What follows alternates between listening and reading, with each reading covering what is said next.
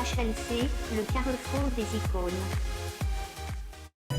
Mayani, maisu mafurukiri mutima. Mayani, maisu mafurukiri mutima. Tunyabi, tekendo mayangalala. Tunyabi, tekendo mayangalala. Mayani, maisu mafurukiri mutima. Mayani, maisu mafurukiri mutima. Tunyabi, tekendo mayangalala. Tunyabi, tekendo mayangalala. Yangalala, yangalala, tunazami. Yangalala, yangalala,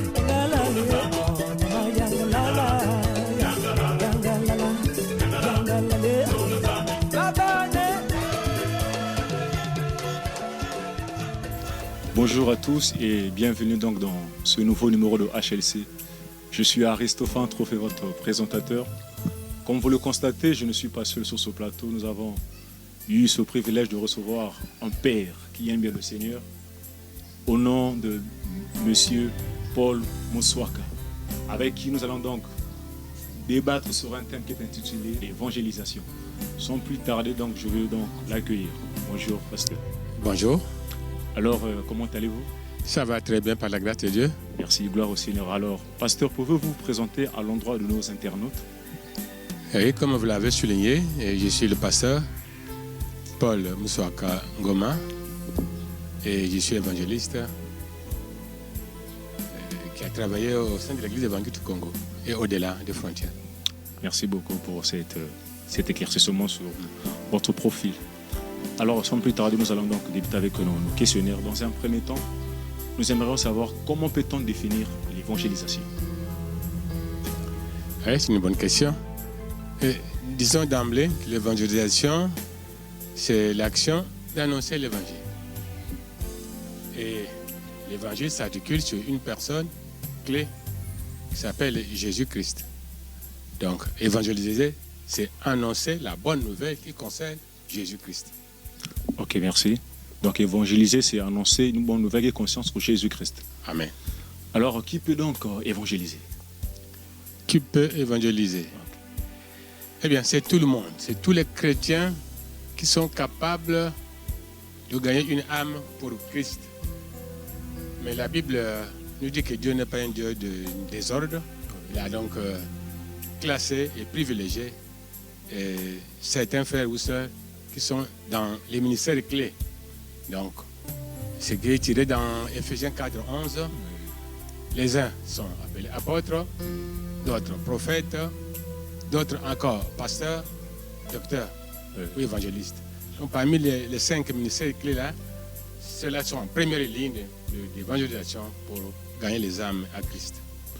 Mais apôtre, pasteur, il peut arriver, il y a aussi des hommes qui veulent bien évangéliser mais n'ont pas de courage. Comment faire?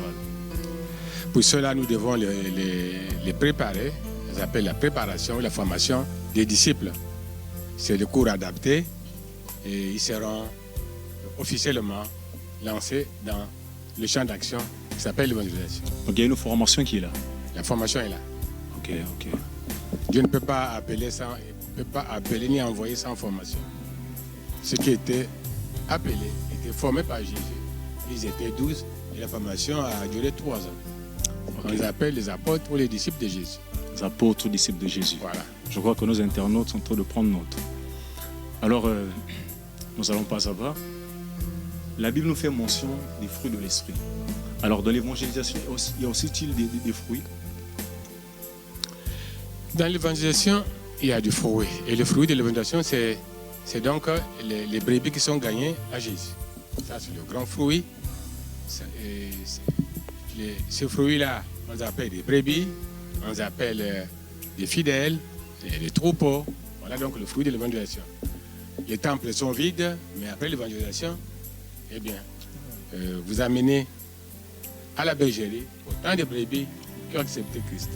Donc, c'est ça le fruit de l'évangélisation. pour que les églises soient pleines, Oui. nous devons évangéliser et gagner les âmes.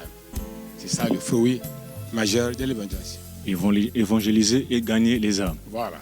Alors, Évangéliser et gagner les âmes. Pasteur, c'est une question de curiosité. Il est possible d'évangéliser sans pourtant être collaborateur du Saint-Esprit? Non. Je dirais non parce que l'évangélisation concerne les affaires de Dieu. Et dans les affaires de Dieu, Dieu est ordonné. Dieu n'appelle pas n'importe qui dans le champ d'action, qui est l'évangélisation. Gagner une âme, celui qui est apte à gagner une âme, il s'appelle chrétien ou croyant, ou alors un serviteur de Dieu à plein temps. Serviteur de Dieu à plein temps. Il doit être mûr ou mature spirituellement. Merci pour cette bonne réponse. Alors, pasteur, j'aimerais encore savoir,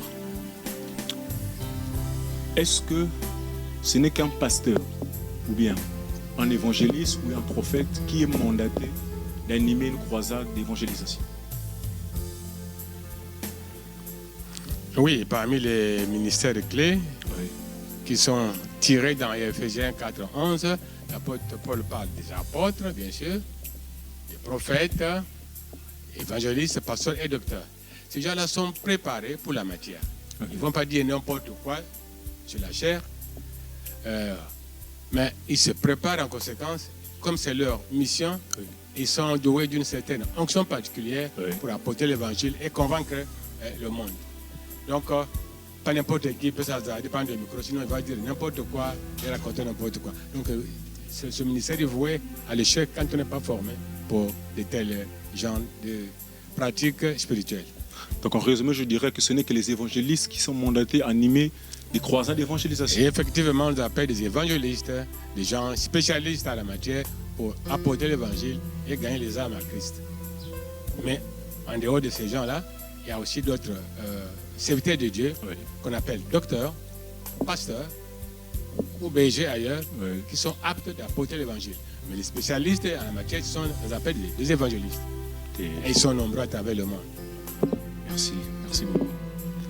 Alors, nous allons plus ou moins clore avec notre émission. Alors, avez-vous un dernier mot à adresser à nos internautes par rapport à ce thème que nous avons développé ce soir?